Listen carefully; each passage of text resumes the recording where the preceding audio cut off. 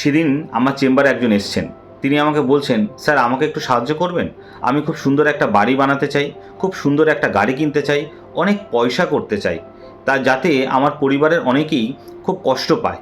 তারা কষ্ট পাবে আমাকে দেখে, তারা মনে মনে খুব কষ্ট পাবে, দেখবে, এবং আমি তাদেরকে বোঝাবো যে তোমরা কিছুই করতে পারো না, আমি তোমাদের থেকে অনেক ভালো কাজ করেছি, একটু সাহায্য করুন না। আমি বললাম, আপনি যেটা চাইছেন সেটাতে ভগবানও সাহায্য করবে না। আপনি চাইছেন আপনার সফলতায় অন্যেরা কষ্ট পাবে, অন্যেরা দুঃখ পাবে। খুব ভালো করে ভেবে দেখুন, আপনার গোলটা খুব ভালো।